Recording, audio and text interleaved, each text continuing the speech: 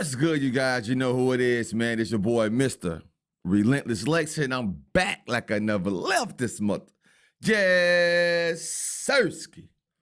All right, so, man, we got Katt Williams exposing Cedric for selling his soul to Steve Harvey. Now, Steve been in the news for quite some, this past couple of weeks, damn near a month, right? Maybe more than that, about him and his wife. And said his wife gave up the punani, the big boom, bro. But I've been gone for a minute. I got some catching up to do. All right, I know I've been on my little hiatus, you guys, but I'm back like I never left. I know I keep saying that, but I'm feeling well. I'm Gucci. I took care of all my bad things in my life that was hindering me from getting behind this camera and being Relentless Lex. So now I'm back. And we're going to check out how did Cedric sell his soul to the bald head caterpillar lip. You dig? Spicy. Can we talk about your dressing hold room request? Here's what Steve meant. Levita cooked a real nice dinner. You know, Levita is a wonderful cook. Store-bought. Now, see, this right here is something that kind of bothers me, like Dave Chappelle said and Katt Williams said, that not all, but Hollywood has made a lot of black actors cross-dress as women. This is my first time even seeing this episode, bro. I guess I missed it when it was airing. I never knew Cedric did it, bro.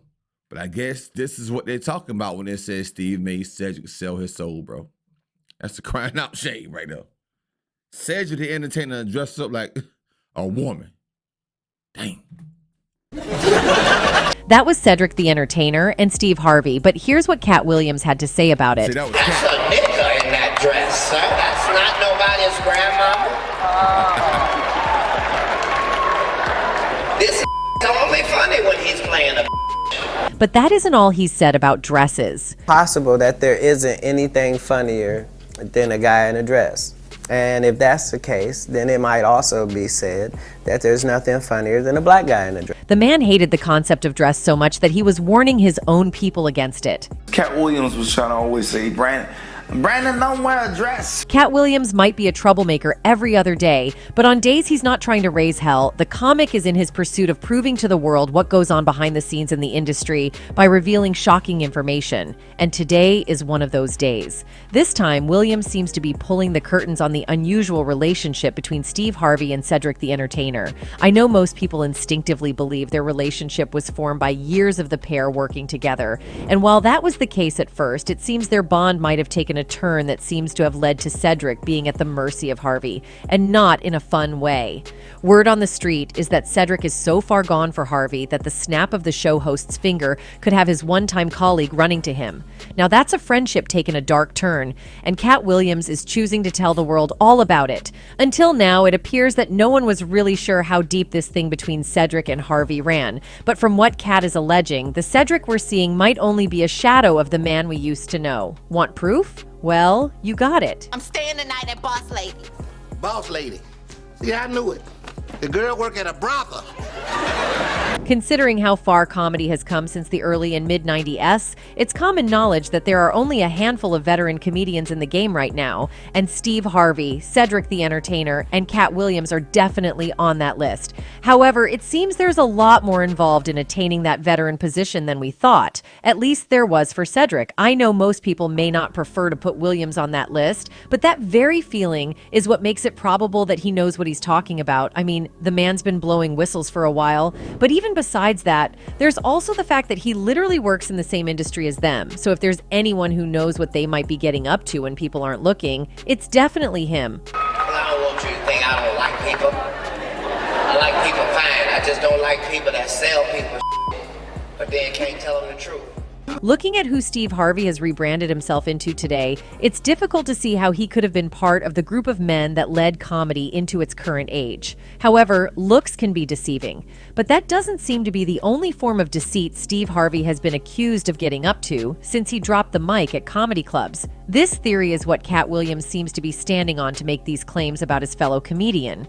Well, that and the fact that Steve Harvey seemingly had Cedric don a dress on his show, while the host had allegedly shut down the idea of wearing a dress himself. That's right, years before Steve Harvey transitioned into being a daytime host, the comic dabbled in other types of shows, which were mainly composed of sitcoms, but The Steve Harvey Show was one of his most successful projects. From the 1990s onward, viewers had absolute bangers of shows featuring black talent dominating the airwaves. With shows like The Wayans Bros, The Parkers, and Martin, network television boasted a plethora of iconic and culture-defining programming way back when. Another landmark television program, and one that gets left out of the conversation more often than not, was the WB's The Steve Harvey Show. Credited with helping skyrocket the careers of Steve Harvey and Cedric the Entertainer, The Steve Harvey Show was a hidden gem sitcom that highlighted the bustling friendship between Steve Hightower, a fictionalized version of Harvey, and Cedric Jackie Robinson, an obvious interpolation of the actor and the late baseball great. The sitcom followed Hightower, a funk legend turned high school music teacher, navigating everyday life at Booker T. Washington High School, while working alongside best friend Robinson. And though the pair had impeccable on-screen chemistry as BFFs, hijinks and all, many have wondered, are the comedic duo friends in real life? Well, judging by what happened on the set of the show, they seem to have more of a boss-employee relationship. And I'll tell you why. His dressing room was always packed because he would go up. You see, while Cedric played the role of Harvey's best friend on the show, that wasn't the only role Cedric was made to play. He was also cast to play his character's grandma on the show, Grandma Puddin', a role that required him to wear a dress and pretty much become as feminine as it gets. Now, Bro, before we go on with this, bro, not only did Cedric dress up like a grandmother, a black grandmother, the dress code, all black grandmothers do not dress like this, bro, for one. And to have the name Grandma Puddin', why couldn't it be Thelma at least, or Betty Jean or something like that, bro? But Puddin', come on, Ced, man. You played your boy, you got played by your boy Steve, man. Grandma Puddin' Levita is a good woman, and Cedric is lucky to have her. She also happens to be the lady of this house. Now, she has bent over backwards trying to please you. And believe me when I say it came as a shock to many fans. One person wrote, "Come on, Cedric, a dress, really? They hoodwinked you too?" Many male comedians have dressed as women for laughs, and it's something that seems to make people laugh no matter where they're from. Black comedians like Eddie Murphy, Martin Lawrence, Jamie Foxx, Kenan Thompson from Saturday Night Live, and Tyler Perry have all made people laugh by pretending to be women. Even though Medea, Shanini, and other characters played by black male comedians like Martin Lawrence and Eddie Murphy are popular, some people, both within and outside the black creative community, think they can be problematic. They say these portrayals of black men in women's clothing can hurt how people see black men. Like when I connect dots that maybe shouldn't be connected, I don't know. But certain dots, like when I see that they put every black man in the movies in a dress at some point. Putting all of these details together really makes you wonder why Steve would want to put Cedric in this position, especially because the pair are supposed to be friends from way back. That's right, Cedric and Harvey were seemingly pals way before the pilot of The Steve Harvey Show was released. Hey, man, we've been friends for 30 years, man. Oh, wow. 30 years. That's big. Man, that's crazy, man. You know how people say that about marriage? That's a long time in Hollywood to be friends with people, cause The two comedic stars actually came up in the industry together, with Cedric even noting that it was Harvey who afforded him his big break in the early stages of his career. Talking to TV Land in 2012, Cedric talked about meeting Harvey early in his career before the Family Feud host was humorously non-Hollywood. In the interview, Cedric prefaced the story. "I was in Dallas stuck, didn't have any money, and Steve was doing a comedy night." He then talked about how Harvey's headliner was bombing at the moment, leading to the game show host giving Cedric 5 minutes on stage. I rocked it, I killed it, Cedric said with a smile, which led to Harvey inviting him more as the headliner continuously failed. I don't ever really wish bad on another comedian, but every night I would just be putting a hex on this dude, Cedric jokingly added. Eventually, the two came up as part of the original Kings of Comedy, which also featured D.L. Hewley and the late, great Bernie Mac.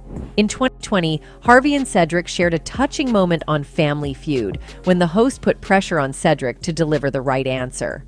Bernie's watching, Harvey told a visibly exasperated Cedric, who ultimately delivered the correct answer. At the turn of the century, the world finally got to witness Steve Harvey and Cedric the Entertainer in full form. In 2000, the Spike Lee-directed film, the original Kings of Comedy, was released in theaters to critical acclaim. In the film, fans bore witness to the likes of Harvey, Cedric, D.L. Hewley, and Bernie Mac, 4 black comedians, all giving their humorous takes on topics such as race relations, black culture, and family. This paints a pretty clear picture of just how far back this pair have come. It also seems to be exactly why Katt Williams has chosen to speak out against Harvey casting his friend in a dress, among other things. Outside of Harvey and Cedric's case, Katt himself has also spoken against dresses in the past. Using Kevin Hart as a reference point, the comic has made fun of comedians who have, for one reason or the other, had to put on a dress, and Cedric was no different. At the end of the day, Kevin doesn't have to worry about what people are going to say about him wearing a dress because of the long line of dress-wearing people before him. However, even besides Williams' problems with Cedric, the comic had also called out Steve Harvey in the past. A while back, Williams issued a public challenge to Steve Harvey, claiming that he would take Harvey's King of Comedy crown at an upcoming New Year's Eve performance that the two comics co-headlined. Williams, the younger and more controversial of the pair, led the way in the beef with an audio diss talking trash about the more seasoned, proclaimed King of Comedy Steve Harvey. Steve Harvey, first, I'd like to say thank you to you because you didn't have to accept this. You have been the King of Comedy for as long as we've had one. I am honored. And I don't know why people made this a championship.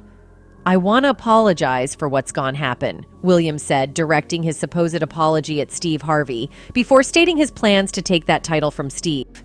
And then during the show, Williams came out swinging at Harvey, taking shots at the comedian's performance, reputation, and even his clothes and hair during the final half of the show.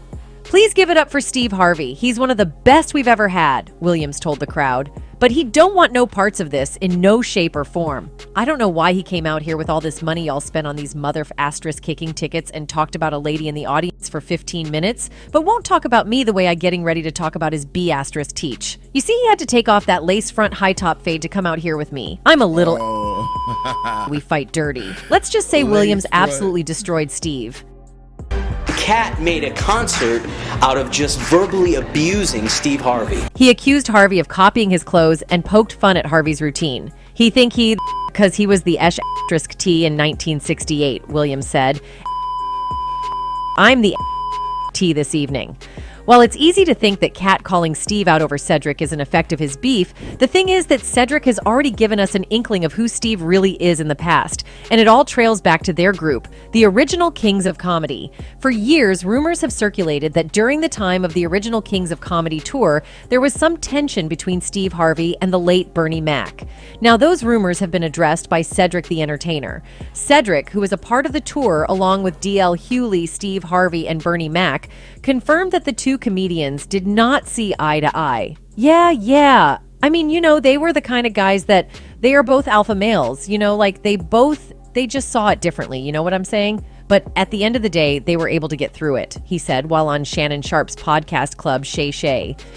Steve was hot. We had the Steve Harvey show, so we had a national TV show. Bernie Mac was the it comedian at the time. Cedric added that because of the feud, it had prevented them from doing another tour.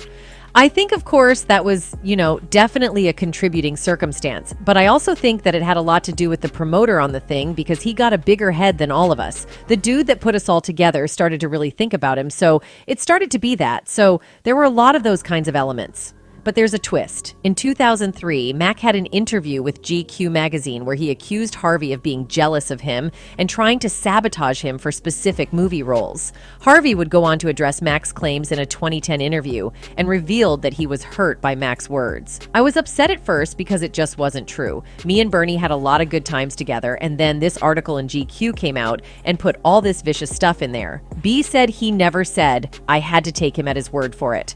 Like I ain't got no name or something. Him downstairs. After Bernie Mac's untimely death, Harvey stated that he had made peace with his past issues with his late friend. Bernie Mac died on August 9th, 2008, from complications from pneumonia due to suffering from sarcoidosis. The reasons behind Steve Harvey and Bernie Mac's rumored feud have been talked about for a while, but the real story remains a mystery, unless you were actually there. Cedric the entertainer, who worked with Harvey on The Steve Harvey Show, suggests that their egos might have caused some competition between them. A few years ago, D.L. Hewley and Damon Williams also talked about these issues in separate interviews. Yeah, I think that, Steve at one point was, uber successful, and then Bernie started to, because he didn't ever think he would get the opportunity he got. D.L. Hewley recalled being in talks with his tour mates about the possibility of a Kings of Comedy return, but it soon went sour. He started off by saying, "I remember I was at the golf course and we were getting ready to put the tour together, and everybody was all excited." The renowned host continued, indicating that Harvey and Mac's problems played a part in it not happening. "We were together, we were all excited, and the next day it didn't happen." Essentially, Bernie felt like he didn't want to do it anymore. He was on his own path, and Steve too. So, nothing like that ever happens or doesn't happen for a reason. So I was disappointed, but I understood that those kinds of things happen, and I just got the memory of being with cats that I loved. No, he's like, well, shit, you ain't gonna have nothing left. You did the music, he doing music. You did the this, he doing that. And I felt like the only reason why he was saying that because they had a little animosity. But starting to get a picture of who Steve might really be? Well, suffice it to say the fans are, and they have been pretty blunt. Talking about Harvey, one person wrote, "I can't stand him. He comes off as incredibly obnoxious and self-important. He just gives off this vibe, I guess. Like he thinks he's the king of comedy, despite achieving nothing at all. If he keeps up with this, the host just might end up with no one tuning into his show. But what do I know? That's it for this video. Goodbye." Bro, Steve could be a big a-hole sometimes. I give him that. And it seemed like, to me, Steve the type he'll do anything for the limelight and for success, bro. And Katt is absolutely right. All of our black men comedians that wore dresses, their comedic careers have took off at some point in time.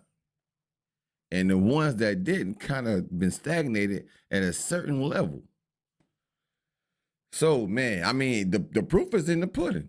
Just like Cedric the grandma pudding. The proof is in the pudding. You get it? You get it? All right. But, man, yeah, I think Steve is very obnoxious, though, man. That's crazy. But y'all comment down below. Who y'all... Now, I'm going to say out of everybody that was named as a comedian in this content, I'm going with Bernie Mac being the top dog, bro. Everybody comment down below and tell me who y'all think the real king of comedy is out of everybody that was mentioned in this reaction. You dig? But if you're new here, man, make sure you subscribe to the channel. We're on the road to 100,000 subs. I apologize sincerely for missing so much content. I have a lot of catching up to do and a lot of work ahead of me. We got. Relentless Gang, we in the building. Yes, sir.